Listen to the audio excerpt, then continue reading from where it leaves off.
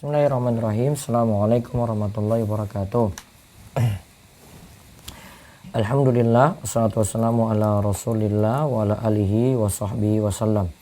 Puji syukur kita panjatkan pada Allah. Salawat dan salam semoga tercurah pada Nabi besar, Nabi agung, Nabi kita Muhammad sallallahu alaihi wasallam. Baik pemirsa sekalian yang semoga senantiasa dirahmati dan diberkahi oleh Allah, pada kesempatan pagi ini kita kembali akan mengkaji dari kitab atau dari buku Harta Haram Muamalat Kontemporer. Kita masuk di Sekolah Fikih Muamalat serial 73, yaitu tentang saham istimewa, obligasi, kemudian surat penurut bendara negara, dan jika ada waktu kita sampai pembahasan suku ijarah. Ini masih pembahasan seputar pembahasan riba. Ya, ini masih di kelas pembahasan riba. Nah, di sini ada surat-surat berharga yang bentuknya adalah riba dain. Riba terkait utang piutang. Ya, ini berkaitan dengan riba utang piutang. Nah, sekarang kita lihat satu persatu bentuknya. Riba dain pada zaman modern pada surat berharga. Enggak dibaca. Halaman berapa? Halaman 505 sampai 517.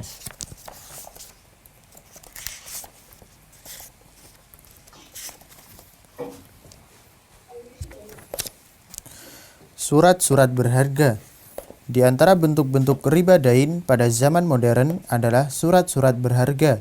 Yang dimaksud dengan surat berharga yaitu surat bernilai uang yang dapat diperjualbelikan atau digunakan sebagai agunan. Ya, sebentar.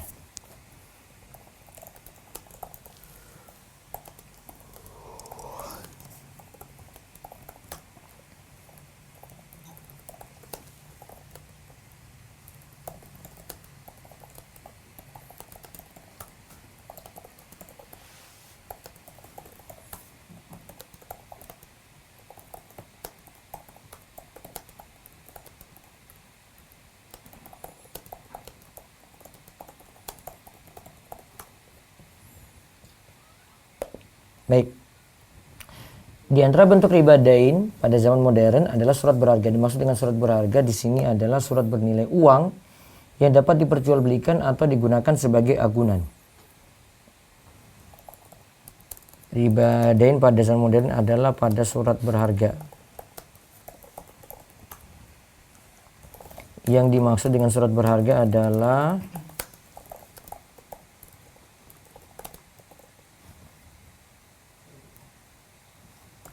dimaksud dengan surat berharga adalah surat bernilai jadi punya nilai, surat bernilai uang yang dapat diperjualbelikan atau digunakan sebagai agunan. Ya, berikut ini beberapa surat berharga yang termasuk riba dain. Ya, baca. Saham istimewa atau preferred stock. Saham istimewa atau preferred stock. Saham kita sebut dengan stock. Ya, baca. Saham atau stok adalah surat bukti kepemilikan atau bagian modal suatu perseroan terbatas yang dapat diperjualbelikan baik di dalam maupun di luar pasar modal yang merupakan klaim atas penghasilan dan aktiva perusahaan. Baik, saham atau stok adalah surat bukti kepemilikan atau bagian modal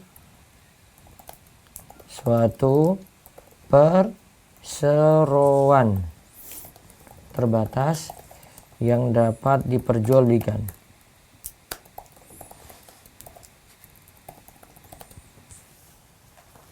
Baik di dalam maupun di luar pasar modal, yang merupakan klaim atas penghasilan dan aktiva perusahaan. Jadi saham itu adalah surat bukti kepemilikan ya, atau bagian modal suatu perseroan terbatas yang dapat diperjualbelikan. Kalau disebut surat kepemilikan atau bagian modal, berarti kalau modal situ bermasalah ya orang yang memegang saham juga itu ya memegang sesuatu yang bermasalah. Seperti kemarin kita sebut saham itu ada dari perusahaan yang bergerak di bidang yang haram, ada saham dari perusahaan yang bergerak di bidang yang halal, dan ada saham yang bergerak di bidang yang halal, perusahaannya itu bergerak di bidang halal namun ya punya anggaran atau ADART atau punya transaksi dengan riba. Nah, maka itu juga disebut bermasalah. Nah, terus secara umum, perusahaan yang bergerak di bidang halal boleh hukumnya menerbitkan saham untuk mengumpulkan modalnya. Hal ini merupakan keputusan Majma' Al-Fiqih Al-Islami, Divisi Fiqih Oki nomor 63 dalam kurung 1/7 tahun 1992 berbunyi, berdasarkan hukum asal sebuah muamalat adalah mubah atau boleh, maka mendirikan sebuah emiten yang bergerak di bidang halal hukumnya boleh. hukum asal muamalah itu mubah atau boleh. Maka mendirikan sebuah emiten yang bergerak di bidang halal hukumnya boleh. Ya, terus Hukum boleh ini juga ditegaskan oleh AAOIFI, boleh menerbitkan saham apabila tujuan perusahaan emiten adalah hal yang dibolehkan, yaitu perusahaan tidak bertujuan melakukan hal-hal yang diharamkan, seperti produksi khamr dan turunannya, perdagangan babi, atau melakukan transaksi riba. Apabila kegiatan perusahaan tersebut di bidang haram, maka hukum mendirikan dan menerbitkan saham yang merupakan modal dari perusahaan tersebut juga diharamkan. nah berarti di sini ini yang perlu diperhatikan. Jadi jangan kira asal-asal saja membeli saham karena tadi dikatakan itu hukum asalnya itu boleh dan boleh menerbitkan saham. Yang tetap di sini saham dari perusahaan yang bergerak di bidang haram. Tadi contohnya di sini ya, produksi khamar, terus perusahaan ternak babi, atau yang melakukan transaksi riba ya, di bank misalnya. Nah, maka hukum mendirikan dan menerbitkan saham, mendirikan dan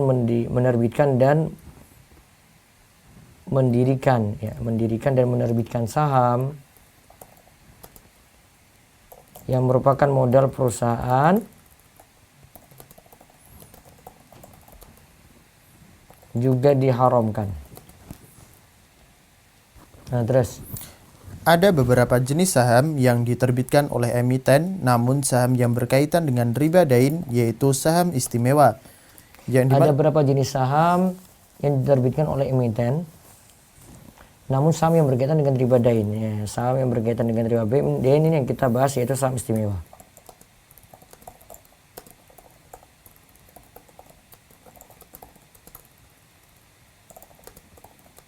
Saham yang berkaitan dengan riba dain adalah saham istimewa di sini ya. Nah, sekarang apa yang dimaksud saham istimewa di bawah ya?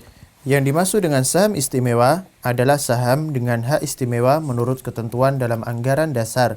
Misalnya, berupa prioritas terhadap dividen yang besarnya dividen diberikan dalam jumlah tetap berupa persentase dari nilai nominal yang tertera pada sertifikat saham atau penentuan pengurus dan sisa harta saat terjadi likuidasi.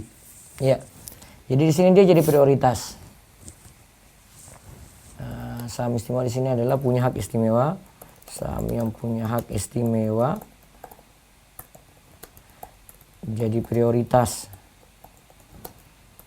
ketika terjadi likuidasi. Namun catatan penting di situ besarnya dividen diberikan dalam jumlah tetap. Diberikan dalam jumlah tetap.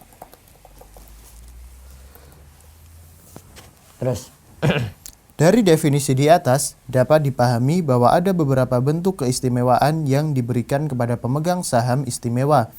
Hak istimewa yang merupakan riba dain, yaitu pemberian dividen dengan persentase tetap, sekalipun perusahaannya mengalami kerugian. Nah, lihat ya, besarnya dividen, jadi ada keuntungan yang dibagi itu diberikan dalam jumlah tetap, meskipun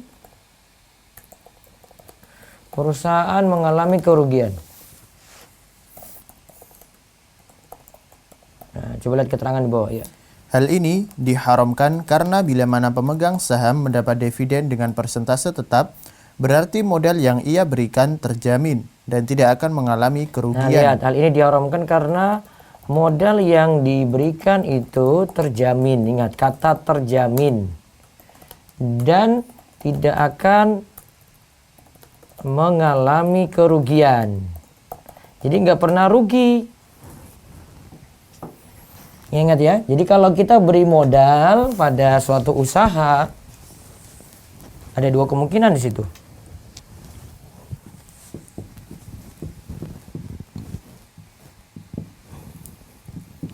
Bisa terjamin, bisa tidak terjamin balik.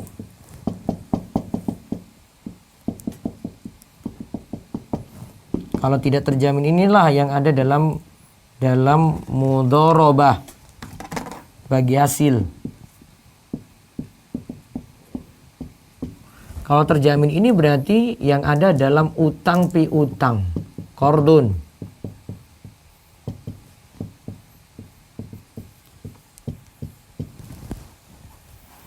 Kalau ingin terjamin modal tadi, nah masuk sini nih.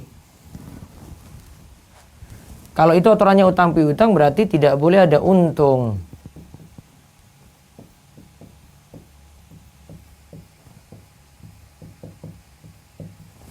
Berarti kalau mudharabah di sini ada bagi hasil, bagi untung. Terus bagi resiko juga rugi.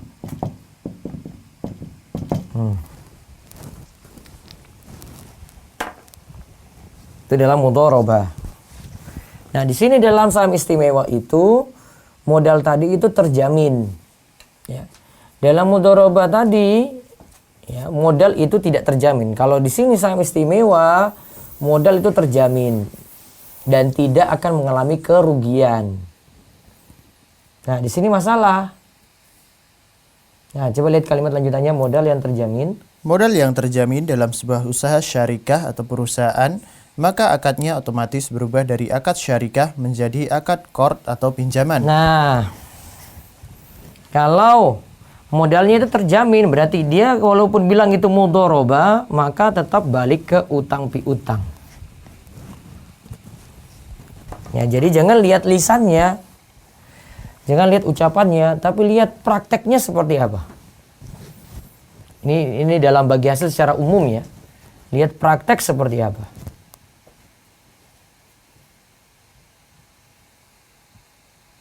Jadi ingat catatannya, modal yang terjamin dalam suatu syarikah kerjasama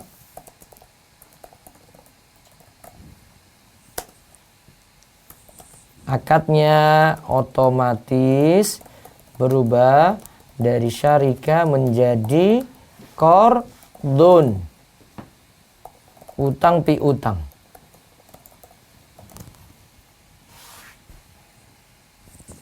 Ya, terus.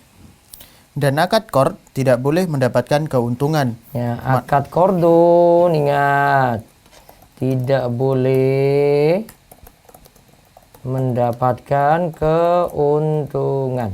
Ya. Manakala pemegang saham istimewa mendapat keuntungan bagi hasil atau dividen dari perusahaan setiap tahunnya, sedangkan sesungguhnya ia hanyalah memberikan pinjaman kepada emiten dan bukan memberikan saham, maka itu adalah pinjaman yang bukan memberikan saham, maka itu adalah pinjaman yang dikembalikan dengan melebihi nilai pokok utang. Ini jelas hukumnya riba. Nah, jika keuntungan yang diperoleh itu tetap ya, tidak mengalami kerugian, berarti itu adalah pinjaman yang dalamnya ada keuntungan. Dikembalikan melebihi nilai pokok utang, itu nggak boleh. Nah, maka di sini ada dua lembaga berfatwa dari Divisi Fikih OKI dan AAOIFI, kita lihat. Oleh karena itu, Majma' al-Fiqih al-Islami, Divisi Fikih OKI mengeluarkan keputusan haram menerbitkan saham istimewa nomor 63 dalam kurung 1/7 tahun 1992 yang berbunyi, tidak boleh menerbitkan saham istimewa. Pemegangnya mendapatkan hak jaminan dari emiten bahwa modalnya tidak akan berkurang serta mendapat dividen dalam jumlah tetap. Nah, maka ingat ya, kalau siapa saja yang ikut suatu bisnis itu bagi hasil, kalau dikatakan modal jadi terjamin, ya insya Allah Pak, nanti modal ini akan balik ini Pak. Kami jamin balik. Nah, berarti kalau yakin dan dia tidak mau rugi di situ, berarti sebenarnya dia pinjamkan. Bukan ya, dia itu ingin bagi hasil atau mudharabah. Karena kalau itu mudharabah, pelaku usaha jalani sudah rugi, maka pemilik modal juga siap menanggung rugi. Terus dari AAOIFI lagi. Juga dilarang oleh AAOIFI dalam pasal 21 tentang surat berharga ayat 2/6 yang berbunyi, lembaga keuangan syariah tidak boleh menerbitkan saham istimewa yang memiliki kekhususan dalam bentuk pemberian prioritas pada saat likuidasi dan pemberian dividen. Ya. Nah, itu pelajaran dari saham istimewa. Kemudian kita lihat obligasi. Ya, baca. Obligasi atau bond. Obligasi yaitu dokumen bermaterai yang menyatakan bahwa penerbitnya akan membayar kembali utang pokoknya pada waktu tertentu dan secara berkala akan membayar kupon atau bunga kepada pemegang obligasi. Biasanya, obligasi diikat dengan suatu jaminan yang dapat dijual untuk melunasi klaim jika emiten gagal membayar kupon dan pokok pada saat jatuh tempo. Ya. Obligasi adalah dokumen bermaterai yang menyatakan bahwa penerbitnya akan membayar kembali utang pokoknya pada waktu tertentu dan secara berkala akan membayar kupon atau bunga kepada pemegang obligasi.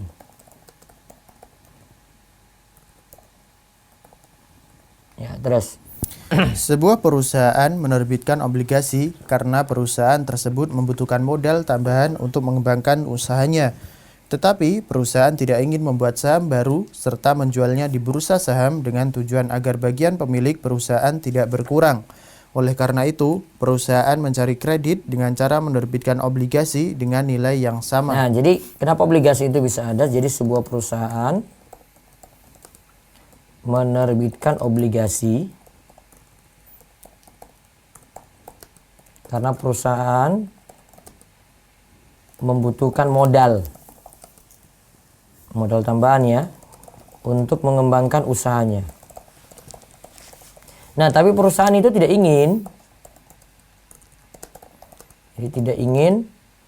membuat saham baru serta menjualnya di bursa saham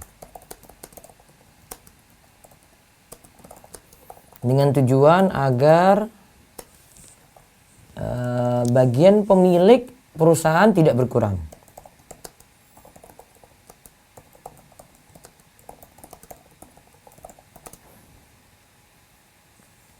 Nah, jadi tetap ada kepemilikan perusahaan di situ. Oleh karena itu perusahaan mencari kredit dengan cara menerbitkan obligasi. Perusahaan mencari kredit dengan cara menerbitkan obligasi dengan nilai yang sama. Ya, terus. Obligasi diterbitkan emiten sebagaimana saham, tetapi terdapat perbedaan yang mendasar antara saham dan obligasi. Nah, sekarang kita lihat perbedaan saham dan obligasi. Kalau obligasi merupakan utang pihak perusahaan dan pemilik obligasi sebagai kreditur. Di pemilik obligasi sebagai kreditur. Berarti yang memberikan pinjaman. Pemilik obligasi ya, dia itu yang memberikan pinjaman. Kreditur kan. Sedangkan kalau saham adalah ikut ambil bagian dalam modal perusahaan dan pemegangnya adalah sebagai pemilik perusahaan. Kalau obligasi dia nggak memiliki perusahaan tadi. Terus dalam obligasi pemegangnya mendapat bunga yang tetap, baik perusahaan tersebut untung atau rugi. Jadi kan itu tadi utang ya. Maka si kreditur tadi, ya pemilik obligasi, itu mendapatkan bunga tetap, baik untung atau rugi. Sedangkan pemegang saham mungkin untung, mungkin rugi. Saat terjadi likuidasi perusahaan, pemegang obligasi mendapat prioritas untuk menarik nilai obligasi. Adapun pemegang saham tidak dapat menarik nilai sahamnya kecuali setelah pelunasan nilai obligasi dan pelunasan utang. Berikutnya lagi, pemegang obligasi tidak berhak hadir dalam rapat umum perusahaan.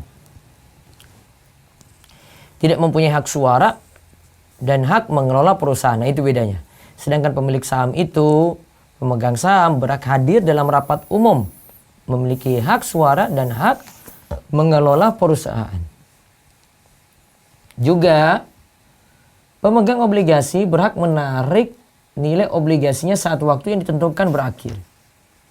Sedangkan pemilik saham, pemegang saham tidak bisa menarik nilai sahamnya selagi perusahaan berjalan, tetapi dia bisa menjual saham tadi. Jadi di sini ada perbedaan jelas antara obligasi dan saham. Jadi obligasi dan saham itu berbeda. Kalau kita tarik 2 poin saja yang pertama tadi, kalau obligasi adalah utang pihak perusahaan dan pemilik obligasi sebagai kreditur. Sedangkan saham itu adalah ikut ambil bagian dalam modal perusahaan dan pemegangnya adalah sebagai pemilik perusahaan.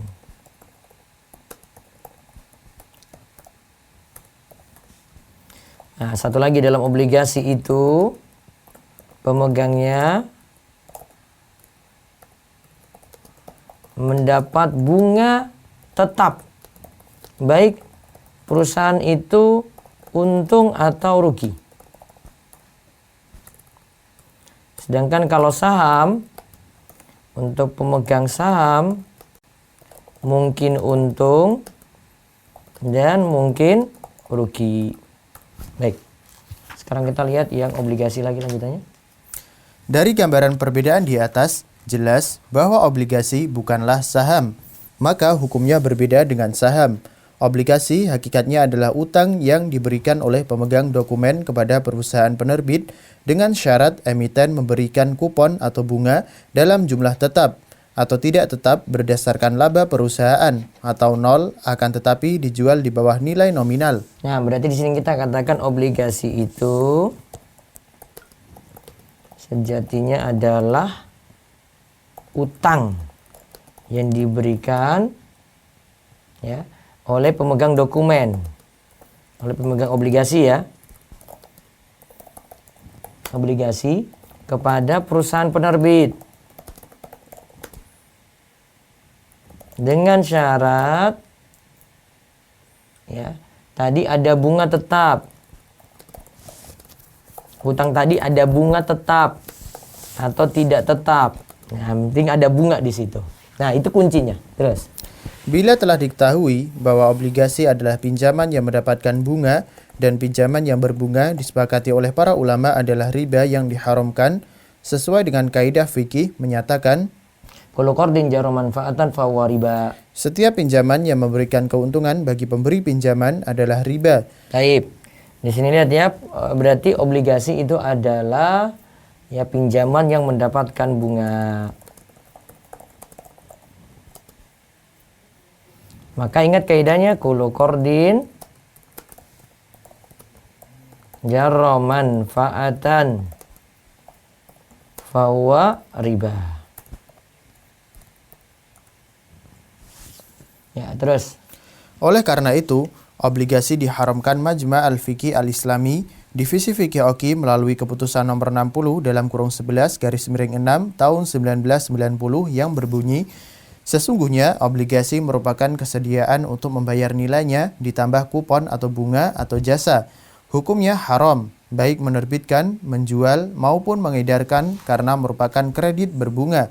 Sekalipun obligasi tersebut diterbitkan oleh pihak pemerintah, hukum haram ini tidak berubah. Juga tidak berubah dengan memberikan nama obligasi dengan sertifikat investasi atau sukuk tabungan atau menanamkan bunga yang harus dibayar dengan laba, fee maupun keuntungan. Ya, terus juga diarahkan oleh AAOIFI tadi divisi fikih Oki ya, Majma' Al-Fiqhil Islami. Terus Obligasi juga diharamkan oleh AAOIFI dalam pasal 21 tentang surat berharga ayat 4 yang berbunyi, hukum menerbitkan obligasi dengan segala bentuknya adalah haram. Karena obligasi mengandung persyaratan mengembalikan seluruh utang pokok ditambah kupon yaitu bunga dalam kondisi apapun juga. Obligasi diharamkan karena hakikatnya adalah akad qard yaitu pinjaman dan setiap pinjaman yang dikembalikan bertambah adalah riba. Sedangkan obligasi mendapatkan tambahan pokok utang dalam bentuk kupon maka hukumnya adalah riba. baik, terus Bila seorang muslim terlanjur membeli obligasi lalu mengetahui hukumnya haram, saat itu juga hendaklah ia bertobat kepada Allah karena ia telah melakukan dosa besar yaitu riba. nah, bagi yang sudah terlanjur membeli obligasi, sekarang tobat. Lalu mengetahui hukumnya itu haram, hendaklah bertobat. Karena ia telah melakukan dosa besar yaitu riba.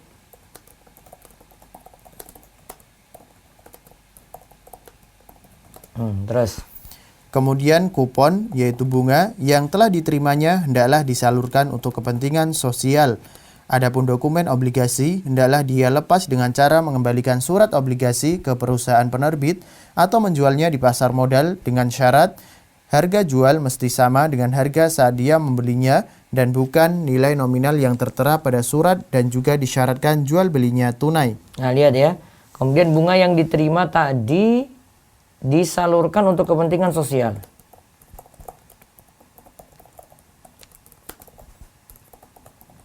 Nah, sekarang adapun untuk dokumen obligasinya,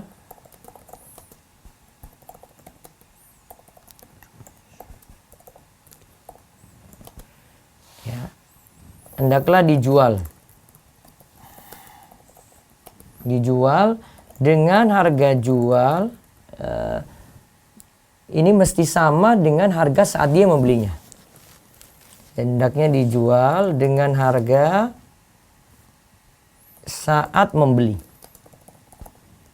Jadi bukan nilai nominal, bukan dengan nilai nominal yang tertera pada surat. Ya. Dan juga disyaratkan jual belinya harus tunai. Nah, jual belinya harus tunai. Ini berdasarkan firman Allah Al-Baqarah 279, wa in tubtum falakum ru'usu amwalikum la tazlimuna wa la tuzlamun. Dan jika kamu bertobat dari pengambilan riba, maka bagimu pokok hartamu. Jadi pokoknya itu masih milik dia. Kamu tidak menganiaya dan tidak pula dianiaya. Maka yang lebihnya dia tidak bisa manfaatkan. Terus ini berarti pokok modal obligasi adalah nilai saat surat obligasi dibeli dan bukan yang tertera pada surat. Nah, terus pokok modal obligasi adalah nilai saat obligasi dibeli.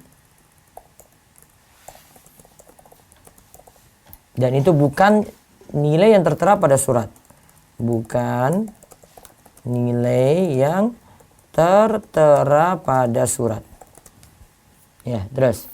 Juga tidak boleh dijual di atas harga beli dan di bawah harga nominal. Nah, juga tidak boleh dijual, juga surat tadi, surat obligasi tidak boleh dijual di atas harga beli dan di bawah harga nominal. Terus, Karena pertambahan harga dari harga beli merupakan riba baik yang nanti akan dibahas pada bab riba baik. nah yang kemarin kita bahas riba baik. Karena akan termasuk dalam riba baik.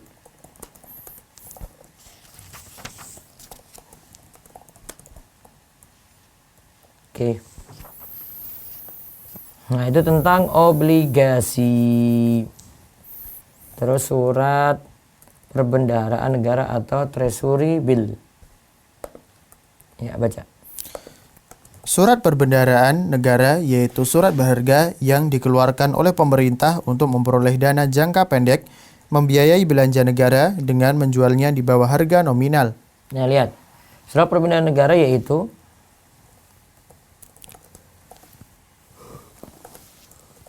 surat berharga yang dikeluarkan oleh pemerintah untuk memperoleh dana jangka pendek, membiayai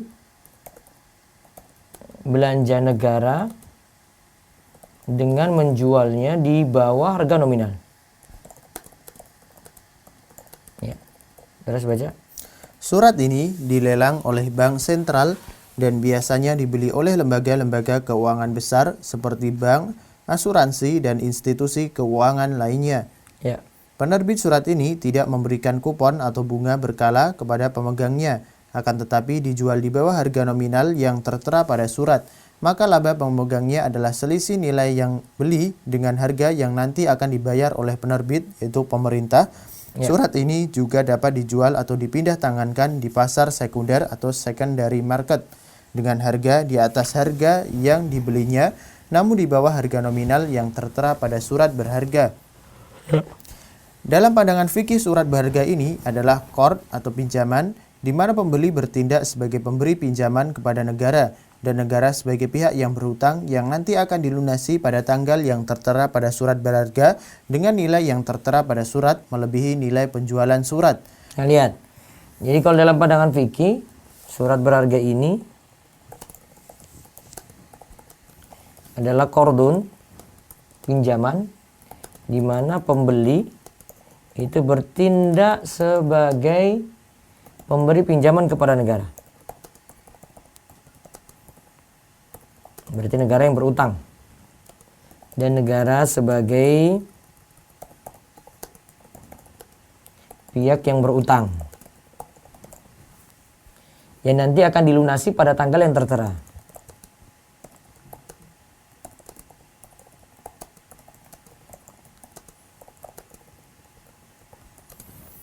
Nah, terus.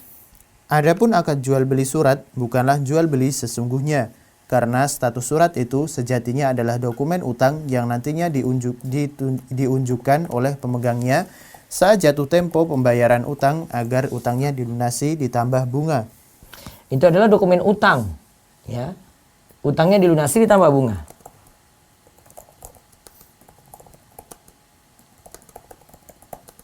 Ya, terus. Dengan demikian, hakikat pembelian surat adalah pemberian pinjaman dengan kesediaan pihak penerima pinjaman mengembalikan pokok utang ditambah bunga. Ini adalah riba jahiliyah, yaitu pinjaman berbunga. Nah, hakikat surat ini adalah pinjaman berbunga. Jadi negara itu nanti memberikan tambahan di situ. Ini namanya pinjaman berbunga. Dan pinjaman berbunga disepakati oleh para ulama. Tadi kaidah ya sama ya. Kullu qardin jarra manfaatan fahuwa riba. Terus. Surat perbendaharaan negara ini telah difatwakan haram oleh Majma' Al-Fiqh Al-Islami Divisi Fikih Oki melalui keputusan nomor 60/11 /6 tahun 1990. Bila obligasi baik yang diterbitkan oleh korporasi ataupun negara telah diharamkan syariat, apakah ada solusinya menurut Islam? Ya. Bila obligasi baik yang diterbitkan oleh korporasi ataupun negara telah diharamkan syariat, apakah ada solusinya menurut Islam? Nah, sebagian peneliti ekonomi Islam berusaha mencari solusinya dengan menerbitkan sukuk. Ya, ada di sini solusi selanjutnya itu adalah sukuk. Nah, coba kita lihat sukuk dulu di halaman 510 dan 511. Sukuk ijarah. Sukuk berasal dari bahasa Arab, bentuk jamak dari kata syak yang berarti surat Berasal berharga. dari kata sok yang berarti surat berharga. Sukuk itu berasal dari kata sok atau yaitu berarti surat berharga. Terus. Secara terminologi, AAOIFI mendefinisikan sukuk dengan beberapa lembar sertifikat dengan nilai yang sama dengan nilai sama yang mewakili bagian kepemilikan tidak tertentu atas barang, manfaat suatu barang, jasa atau kegiatan investasi tertentu. DSN. DSN menamakan surat berharga ini dengan istilah obligasi syariah. Terus. Pada tahun 1999, Dewan Syariah di Bahrain menfatwakan bolehnya negara menerbitkan sukuk ijarah untuk membiayai belanja negara. Dengan diterbitkannya sukuk ijarah tersebut, Bahrain dapat mengumpul dana sebanyak 10 miliar dolar US dollar. Ya, terus. Keberhasilan Bahrain meraup dana dalam jumlah besar ini mengundang negara teluk lainnya untuk mengikuti langkahnya seperti Kuwait dan Dubai. Nah, lihat ya tadi suku itu kata AOIFI, beberapa lembar sertifikat dengan nilai sama yang mewakili bagian kepemilikan tidak tertentu atas barang, manfaat suatu barang, jasa atau kegiatan investasi tertentu. Ini juga disebut dengan obligasi syariah. Disebut oleh DSN. Jadi suku disebut juga dengan obligasi syariah. Bentuknya itu adalah beberapa lembar sertifikat dengan nilai yang sama ya, mewakili bagian kepemilikan tidak tertentu atas barang ya, manfaat suatu barang, jasa atau kegiatan investasi tertentu.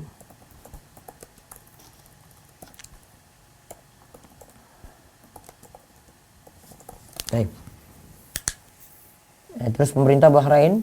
Pemerintah Bahrain menginginkan dana untuk menutupi belanja negara dengan cara menjual sebagian barang milik negara, yaitu sebagian tanah bandar udara internasional Bahrain dengan harga 40 juta dinar Bahrain secara tunai, yang dibagi menjadi beberapa lembar sertifikat dengan nilai yang sama untuk dijual ke publik melalui Bank Sentral Bahrain. Terus? Masih dalam majelis yang satu, para pemegang sukuk yang diwakili oleh Bank Sentral Bahrain menyewakan barang tersebut sebidang tanah bandara kepada pemerintah Bahrain selama 10 tahun dengan harga 20.500.000 dinar Bahrain yang dibayar oleh pemerintah Bahrain dengan cara angsuran sebanyak 20 kali, yaitu setiap 6 bulan sebanyak 1.025.000 dinar Bahrain. Nilai pertambahan ini yang mirip dengan bunga pada obligasi sebesar 5,125% per tahun. Ya.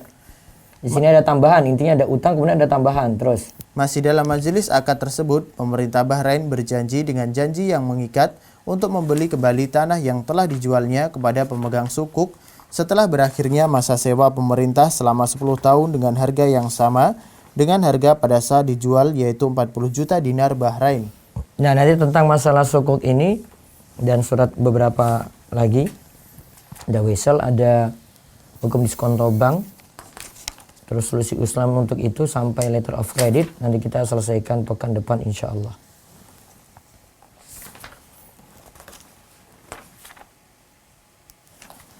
Ya, nanti sampai halaman 530.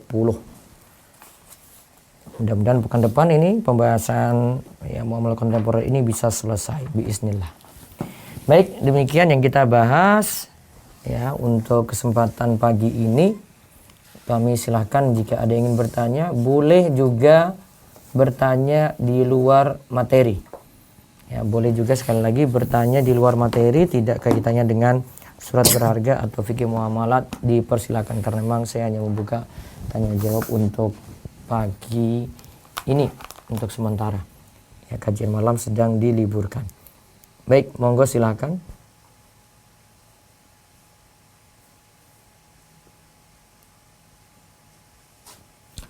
Silakan dari Zoom dulu monggo. Baik Ustaz. Peserta pertama Muhafiz, silakan dibuka Ustaz.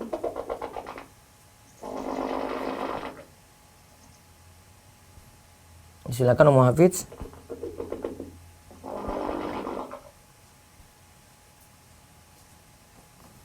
Suaranya nggak jelas.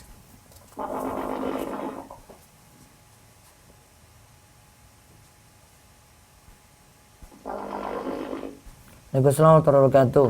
Maaf Om Hafiz, suaranya kurang jelas. Sebentar. Mungkin admin bisa ini dulu. Aduh. Baik Ustaz. Selanjutnya Bapak Serti. Apa kita? Waalaikumsalam warahmatullahi wabarakatuh, Ustaz. Ya, waalaikumsalam warahmatullahi wabarakatuh. Ustaz, ingin bertanya. Ya. Kan anak boleh kalau masih SMA terus penghasilan orang tuanya Arab kan boleh dimanfaatkan. Dimanfaatkan sekadar kebutuhannya. Ya kalau saya masih suka was-was gitu Ustaz, kalau misalnya nyemil itu boleh gak? Misalnya apa? Milih, Nyemil. ngemil. Terus Boleh gak Ustaz? ngemil dari hasil penghasilan haram tadi. Ya. Kalau memang kebutuhan boleh. Ya Ustaz, makasih Ustaz. Ji. Baik, terus untuk berikutnya lagi silakan. Kepada Bapak Agung, silakan dibuka mic-nya. Assalamualaikum Ustaz. Waalaikumsalam warahmatullahi wabarakatuh. Silakan Pak Agung. Izin bertanya, di perusahaan swasta biasanya para karyawan oleh perusahaannya diberikan fasilitas dana pensiun. Iya. Dan kemudian biasanya dana pensiunnya itu dikelola oleh seperti DPLK mungkin bahasanya. Apa itu? DPLK itu seperti pengelola dana pensiun gitu Ustaz. Jadi seperti fund manager, mereka mengelola dana yang terkumpul ini, kemudian mungkin dikembangkan Ya. uang tersebut, dan nantinya suatu saat kalau karyawannya sudah pensiun bisa diberikan per bulan sebagai uang pensiunnya Ustaz. Mungkin seperti kalau negara itu dana taspen gitu Ustaz. Nah, kita kan dananya gajinya dipotong sebagian dan perusahaan memberikan kontribusi, cuman kita sudah tak punya kita tidak terlibat dalam penanaman usahanya, pengelolaan dananya tersebut, pengembangan usahanya tersebut. Itu bagaimana Ustaz kita menyikapinya? Kan pegawai artinya tidak terlibat di situ kan? Tidak Ustaz. Nah, itu dari sisi perusahaan saja. Terus nanti pegawai dapat hasil dari situ. Ya, jadi setelah misalnya pegawai mulai bekerja, setiap bulan dikurangkan misalnya 5% dari gajinya, otomatis masuk ke dana tersebut, perusahaan memberikan 5% juga. Itu terus terakumulasi selama pegawainya bekerja di perusahaan tersebut. Nanti kalau usia pegawai yang sudah pensiun misalnya 65, dia bisa mengambil uangnya kembali gitu. Selama itu dana terkumpul itu dikelola oleh fund manager ini Ustaz. Dan kita nggak tahu fund manager ini investasinya kemana saja, ke saham kah, ke sukuk kah, ke obligasi kah gitu. Boleh dimanfaatin Pak? Boleh Ustaz. Boleh. Boleh dimanfaatkan juga. Khawatirnya saham yang diberikan oleh mereka mungkin tidak termasuk yang halal dan sebagainya. Karena jenengan nggak terlibat di situ, tetapi dimanfaatin gitu, dan itu hak jenengan bisa diambil. Masalah nanti dikembangkan bagaimana, yang penting sudah nerima hak. Dan besarannya mungkin kan kita nggak tahu asalnya kita dapat berapa, tapi ujung-ujungnya dapat sekian gitu kan? Gitu Pak Agung? Ya baik Ustaz. Ya, terima kasih. Jazakallah khair. Iya Gong. Baik, satu lagi silakan Om Hafid, coba lagi.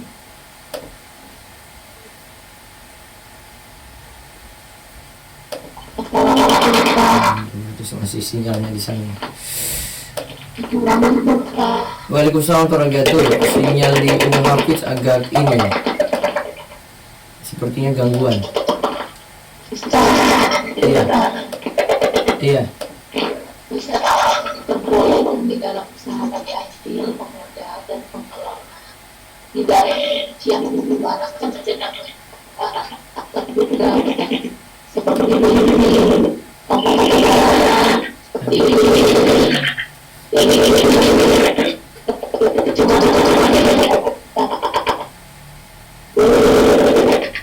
Halo, aduh agak kurang jelas ya sobat. Mungkin Ummu Hafiz bisa tuliskan saja, sinyalnya sepertinya di sana kurang bagus. Kita nerimanya nggak dapat pertanyaannya ini. Ibu Hafiz apa namanya? Suaranya kurang jelas. Nah, silakan beralih ke pertanyaan selanjutnya. Silakan. Silakan Ummu Zahra, boleh dibuka mic-nya.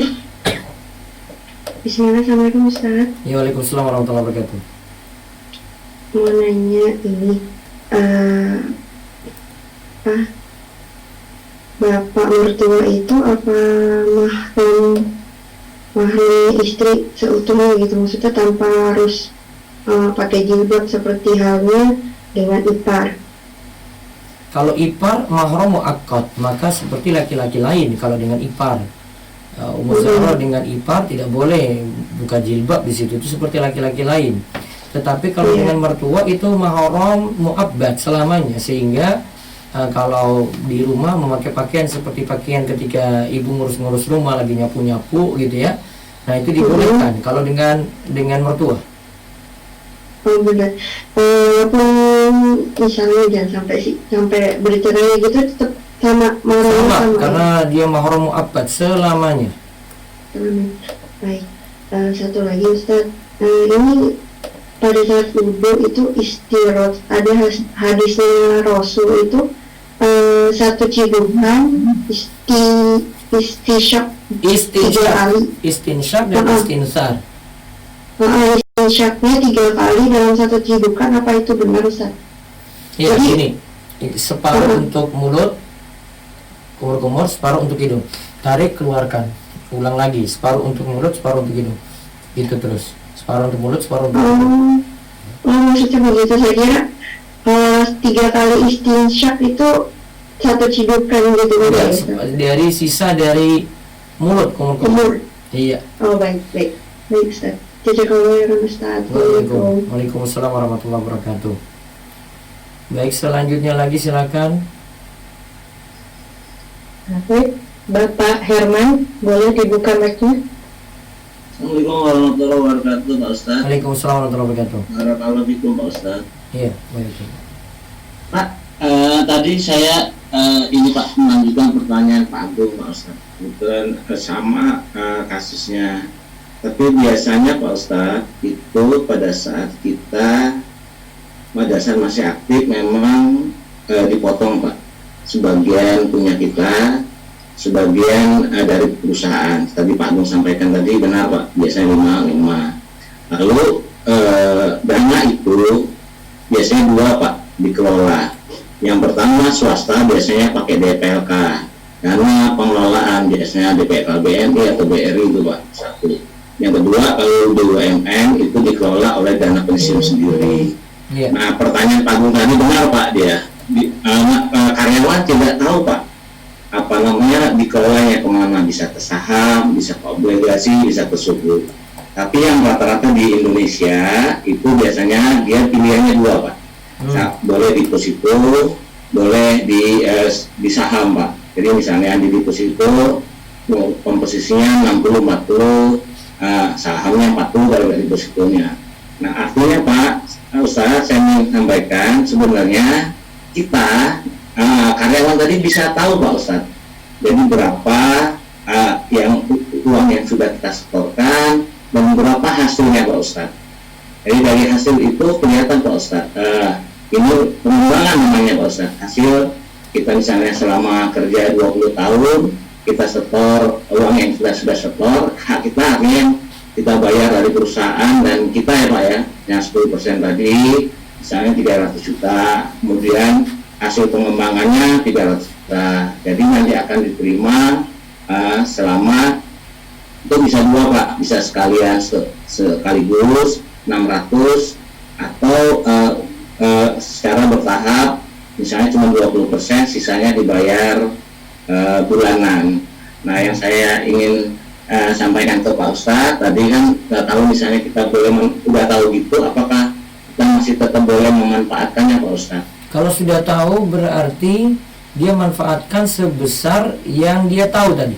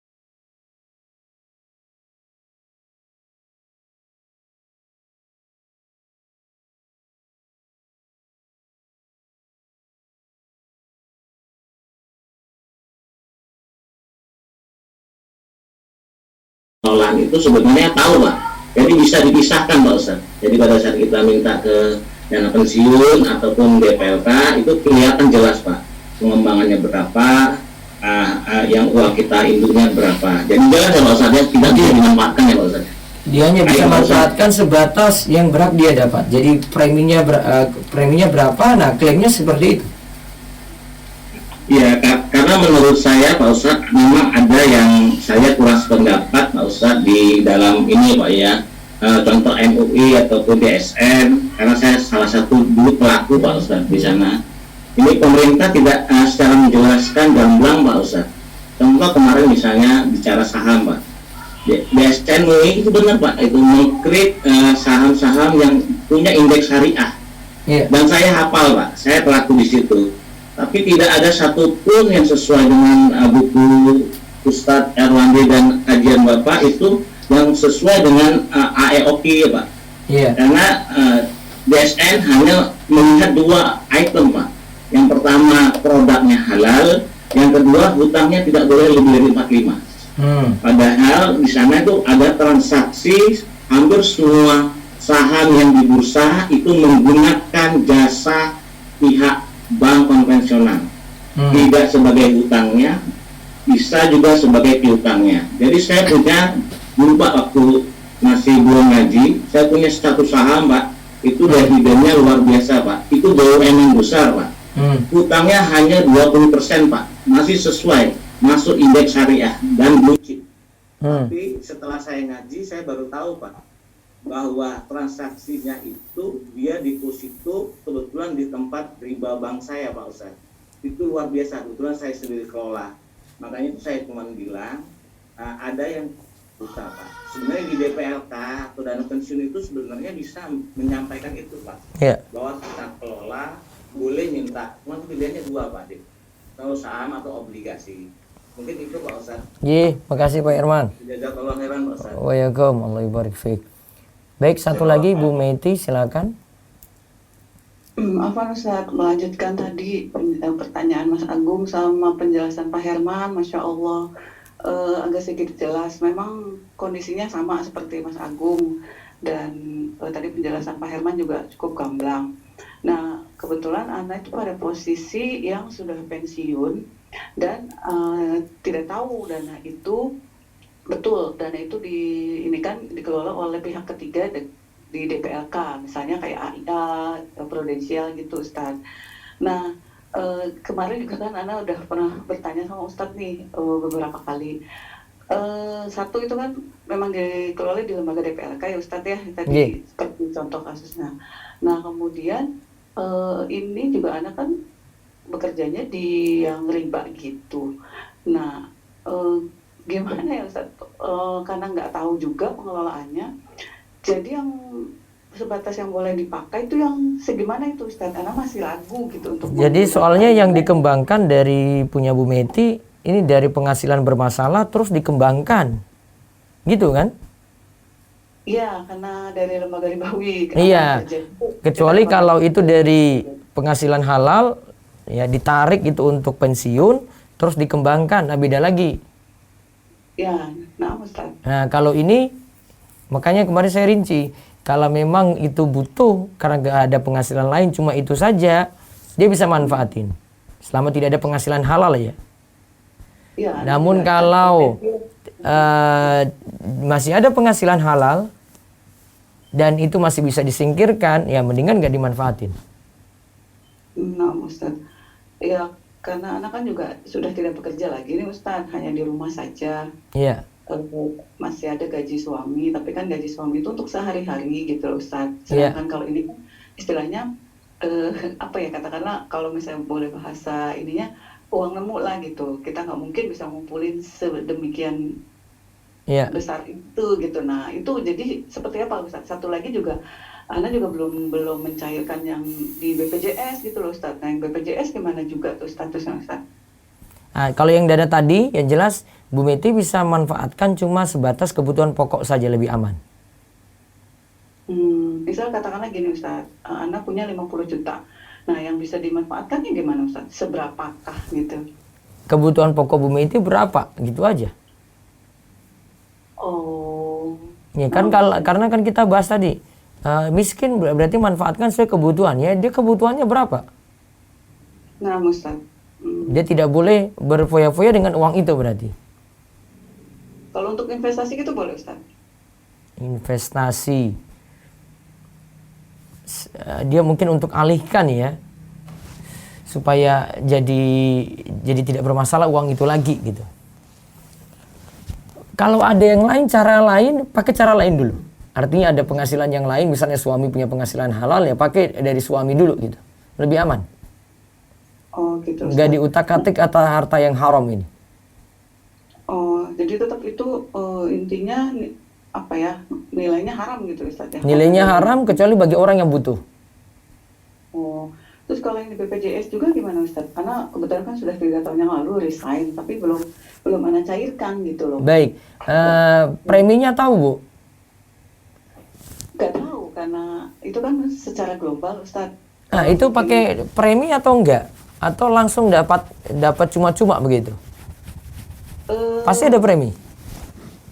Kalau itu sih Ana tahunya cuma sepersekian persen gitu loh. Misalnya katakanlah 0,05% kalau nggak salah dulu Ustaz. Dari gaji yang 18 tahun yang lalu gitu loh Ustaz. Nah itu berarti bisa diperkirakan. Nah itu yang punya hak ibu di situ. Sebesar premi yang disetor. Boleh dimanfaatkan. Itu yang boleh dimanfaatkan. Kelebihannya tidak dimanfaatin. Oh, baiknya ke dana sosial? Iya, salurkan untuk fasilitas sosial, untuk bangun jalan. Ini di DS ini banyak butuh kok, ini kita bangun macam-macam ini. Salurkan terus ya. Apa Ustaz? Iya. Allah. Nah Ustaz, satu lagi Ustaz mengenai sholat Ustaz. Kalau misalnya tahajud itu apa harus selalu ditutup dengan witir? Iya. Nah kalau misalnya gini Tapi Ustaz, bisa Bu Meti lakukan sebelum tidur witirnya. Jadi habis. Kalau mau aman Mbak Dia Isya langsung witir. Aman tuh. Gak bangun tahajud sudah tutup witir, lebih aman. Oh jadi setelah Isya langsung witir gitu? Bisa. Nah terus nanti tahajudnya tetap walaupun mepet. Tahajudnya tetap tapi tidak witir lagi. Nah Ustaz. Nah satu lagi Ustaz gini, masalah wudhu ya Ustaz. Karena kan kamar mandi ada 2 di rumah. Iya. Kebetulan sebenarnya tuh ada toiletnya semua gitu loh Ustaz. Ada WC duduk gitu loh katakanlah. Nah kalau misalnya untuk wudhu itu gimana Ustaz? Kan katanya kalau toilet itu ada WC-nya tidak boleh. Boleh saja Bu Meti. Boleh, nggak ada larangan. Oh. Yang penting kan lantainya bersih. Cuma masalah kalau masuk di situ baca bismillah atau tidak di dalam ketika mau wudhu, gitu aja masalahnya. Oh Oh, kalau niatnya mau wudhunya di dalam WC itu gimana? Niat tidak ada masalah, yang jadi masalah kan baca bismillahnya. Tapi kan bismillah tidak wajib. Bismillah dalam wudhu kan sunnah. Nah, Ustaz. Oh, naam. Jelas Ustaz. Syukron Itu ya. Ustaz. Waalaikumsalam. Baik, satu lagi dari resen terakhir, nanti baru chat ya. Silakan Ibu atau Bapak Suaya, boleh dibuka mic-nya. Assalamualaikum Ustaz. Waalaikumsalam warahmatullahi wabarakatuh. Silakan Bu. Melanjut pertanyaan Pak Agung dan Pak Herman tadi, Tad. Iya.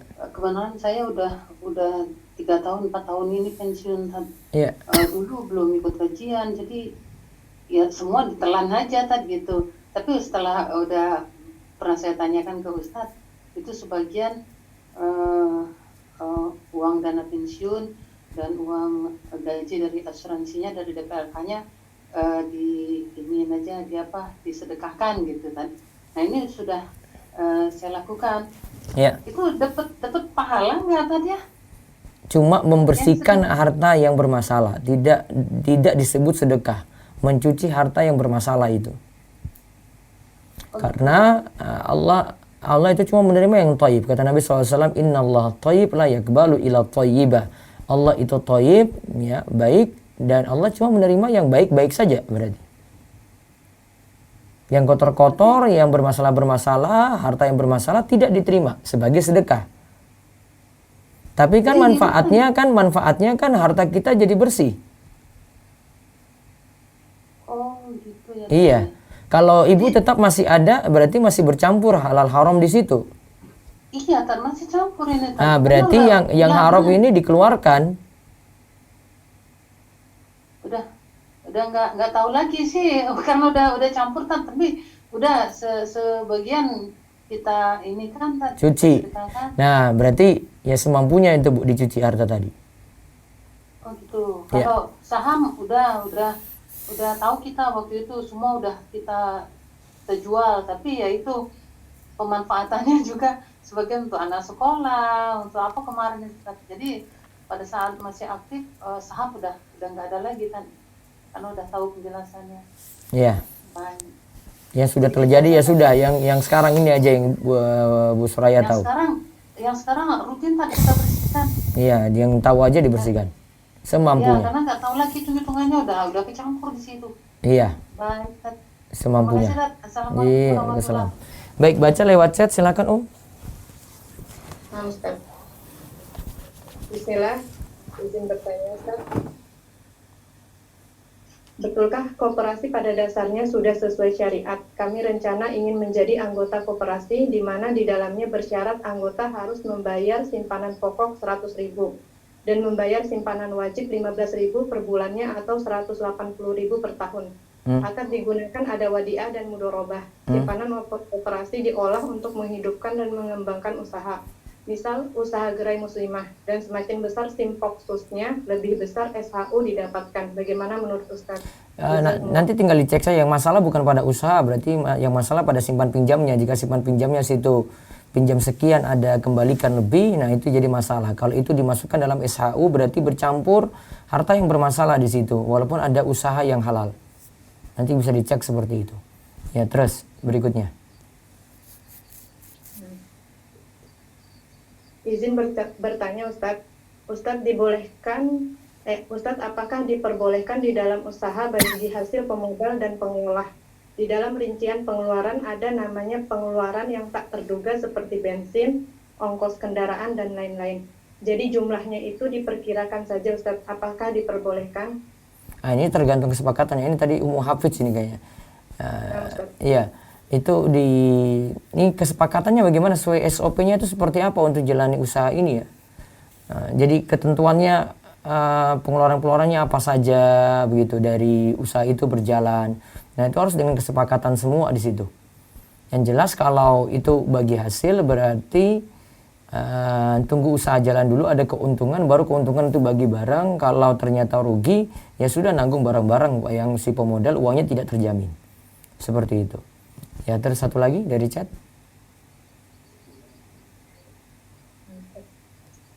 Izin bertanya terkait koperasi. Bagaimana hukumnya jika kita menjadi anggota koperasi, misal koperasi serba usaha yang menyertakan saham atau modalnya dalam bentuk setoran awal, iuran wajib dan iuran sukarela, kemudian kita mendapatkan keuntungan dari pembagian SHU secara proporsional sesuai modal yang disetorkan. Jazakumullah khairan. Ya, tadi nanti dilihat simpan pinjamnya ya.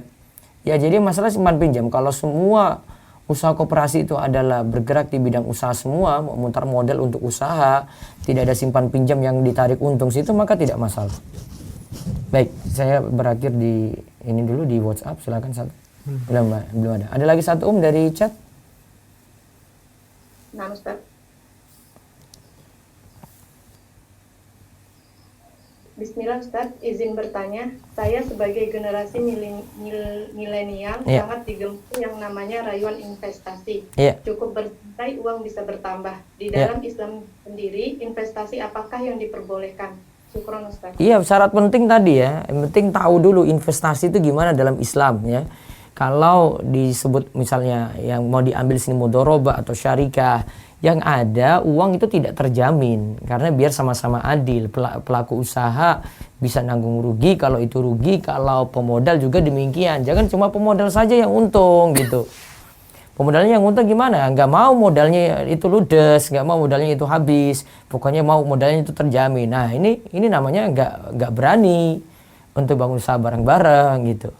Dia tidak berani di situ nanggung resiko. Nah sifat pelaku riba kayak begitu, nggak mau nanggung resiko. Ya, maka ketika dia beri utang, maunya untung, namun nggak mau itu dia dapat rugi di situ. Ya, itu sifat pelaku riba seperti itu. Wallahu a'lam, demikian yang kita bahas pagi ini. Insya Allah untuk ya, besok pagi nanti kami akan fixkan, tapi tetap ada mudah-mudahan ya dengan tanya jawab langsung atau kami kajian Firqatun Najiyah dulu, baru kemudian kami buka tanya jawab untuk Sabtu pagi. Demikian, mudah-mudahan manfaat dan Allah terus memberi kita taufik dan hidayah untuk nambah ilmu dan amal dan kita terus diberikan istiqomah. Demikian kita tutup dengan doa kafaratul majlis. Subhanakallahumma bihamdik asyhadu alla ilaha illa anta astaghfiruka wa atubu ilaik. Assalamualaikum warahmatullahi wabarakatuh.